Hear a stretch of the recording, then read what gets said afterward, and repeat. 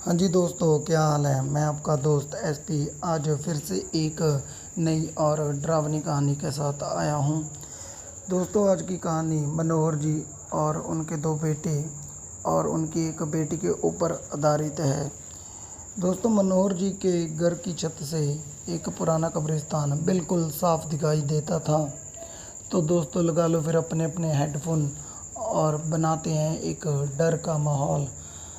और हाँ दोस्तों, अगर आपको ये स्टोरी अच्छी लगे तो make sure like comment and subscribe अपना हॉन्टेड नाइट चैनल। चलो शुरू करते हैं आज की स्टोरी। तो दोस्तों, बात ऐसी है कि मनोहर का घर पुराने कब्रिस्तान के बिल्कुल पीछे था और उसके घर की छत से वो कब्रिस्तान अच्छे से दिखता था। वो रोज़ उस कब्रिस्तान को ही पार करके अपने काम पर जाता था। दोस्तों, मनोहर के 3 बच्चे थे। उनके बड़े बेटे का नाम रॉकी और छोटे बेटे का नाम विक्की और बेटी का नाम सोनिया था। दोस्तों, सोनिया अपनी बुआ के पास रहकर ही पढ़ाई करती थी, क्योंकि उनकी बुआ शहर में पास में एक शहर में रहती थी। एक बार गर्मियों की छुट्टियों में रॉकी और विक्की की बहन सोनिया भी आई हुई थी। तो तीनों मिलकर रात के लगभग 12 बजे एक रूम में ट्रुथ एंड डेयर खेल रहे थे। रॉकी सोनिया से पूछता है कि तुम ट्रुथ लोगी या डेयर। तो सोनिया डेयर लेती है और पूछती है कि तुम लोगों कुछ खतरनाक करने के लिए तो नहीं कहोगे। तो रॉकी बोलता है, ये हुई ना बात। तो जाओ, अब छत पर से घूम करके आओ और छत पर रखे गमले में से एक फूल तोड़कर लाना होगा, तभी हमें पता चलेगा कि तुम छत पर से ही आई हो। तो सोनिया बोलती है, छत पर से तो कब्रिस्तान दिखता है ना, तो मैं नहीं जाऊंगी। रॉकी और विक्की दोनों सोनिया को छत पर जाने के लिए ज़बरदस्ती बोलते हैं। सोनिया छत पर चली जाती है और जैसे ही गमले में लगे फूल की तरफ बढ़ती है, तभी उसकी नज़र एक कब्रिस्तान की ओर पड़ती है। कब्रिस्तान में एक बड़ा सा सूखा पेड़ होता है। वो देखती है कि उस पेड़ पर एक सर कटी हुई उल्टी लाश लटक रही होती है। सोनिया उसे देखती ही जोर से चिल्लाने लग जाती है और एकदम से बेहोश हो जाती है। फिर जब सोनिया बहुत देर तक छत पर से नहीं लौटती, तो रॉकी और विक्की दोनों डर जाते हैं और वो छत पर जाके करके देखते हैं तो पाते हैं कि सोनिया बेहोश पड़ी होती है। वो तुरंत मनोहर को बुलाते हैं और सारी बात बता देते हैं। मनोहर बोलता है, तुम तीनों को ऐसा खेल खेलने की क्या ज़रूरत थी। और रॉकी, तुम तो जानते हो उस कब्रिस्तान के बारे में कैसी कैसी बातें सुनाई देती है, फिर भी तुम सोनिया को रात में छत पर जाने के लिए क्यों भेजा। रॉकी अपने डैड को बोलता है, सॉरी डैड, मुझसे गलती हो गई, हम आगे से ऐसा कभी नहीं करेंगे। तो मनोहर बोलता है, और फिर कभी दोबारा ऐसा काम किया तो तुम दोनों को उसी कब्रिस्तान में छोड़ कर आऊँगा। फिर थोड़ी देर बाद मनोहर अपनी बेटी से बड़े ही प्यार से पूछता है कि सोनिया बेटी, ये बताओ कि तुमने वहाँ ऐसा क्या देख लिया था कि तुम वही बेहोश हो गई थी।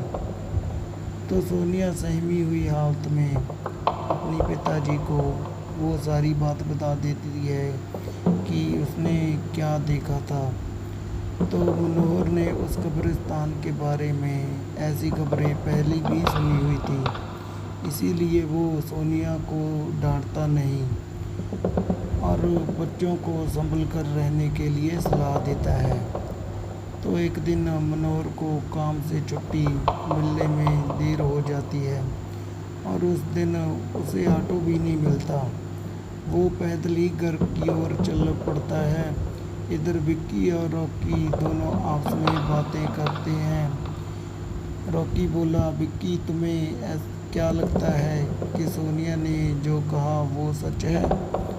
मुझे तो लगता है कि वो सिर्फ बातें बना रही, मेरे ख्याल से वो उसका भ्रम होगा। तो विक्की बोला, अरे नहीं भाई, तुमने उसकी हालत नहीं देखी, वो तो अभी यहाँ रुकने के लिए बिल्कुल भी तैयार नहीं है। तो मुझे लगता है उसने जो बताया बिल्कुल सच ही बताया है। तो रॉकी, चलो हम कब्रिस्तान में जाकर खुद ही देख लेते हैं फिर। विक्की बोला, अरे भाई तुम पागल हो तो नहीं हो गए? मुझे अपनी जान बहुत प्यारी है, मैं कहीं नहीं जाऊंगा और तुम भी मत जाओ। विक्की के मना करने के बावजूद रॉकी नहीं मानता और वो अकेले ही कब्रिस्तान की ओर चल देता है। कब्रिस्तान में पहुंचते ही वो कब्रिस्तान का दरवाज़ा खोलता है और अंदर चला जाता है। वो उस पेड़ की ओर भी देखता है जिस पर सोनिया को सर कटी हुई उल्टी लाश दिखी थी। रॉकी खड़े होकर उस पेड़ की ओर देखता है कि तभी एक अदृश्य हाथ उसके पैरों को पकड़ लेता है। तो रॉकी बहुत ज़्यादा डर जाता है और ज़ोरों से चिल्लाने लग जाता है, बचाओ बचाओ, छोड़ दो मुझे, मुझसे गलती हो गई, मैं कभी भी यहाँ दोबारा नहीं आऊँगा। और दूसरे कोने पर एक कब्र होती है जो कि खुली हुई होती है, उसके ऊपर खून लगा हुआ होता है। वो अदृश्य हाथ रॉकी को खींचकर लाते हैं और उस कब्र में ढकेलने की कोशिश करने लग जाते हैं। रॉकी चिल्लाता है, छोड़ दो, मुझसे गलती हो गई, मैं यहाँ कभी भी दोबारा नहीं आऊँगा, मुझे मत मारो, मुझे जाने दो। मनोहर काम से पैदल घर पहुंचने वाला ही होता है। जैसे ही वो कब्रिस्तान से गुजरता है तो उसे रॉकी की आवाज़ सुनाई देती है। तो मनोहर सोचता है, ये क्या, ये तो रॉकी की आवाज़ लगती है, ये तो कब्रिस्तान से आ रही है, मुझे जा कर के देखना चाहिए। तो मनोहर कब्रिस्तान में चारों ओर देखता है लेकिन रॉकी कहीं नहीं दिखाई देता।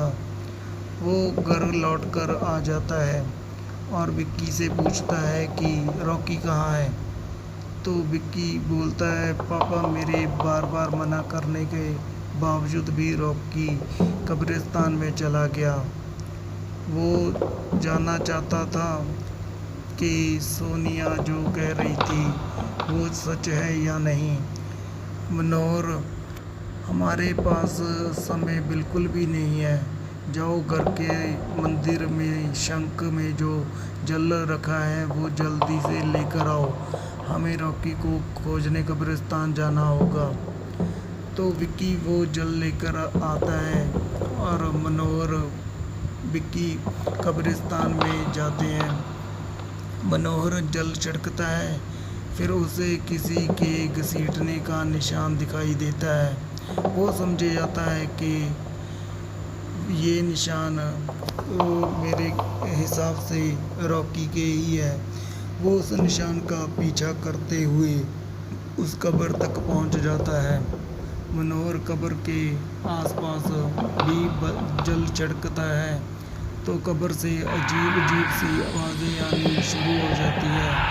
तो विक्की बहुत ज़्यादा डर जाता है। मनोहर कहता है, मुझे लगता है कि श्रापित प्रेत आत्माओं ने रॉकी को इस कब्र के अंदर कैद कर लिया है, हमें जल्द ही इसे निकालना होगा।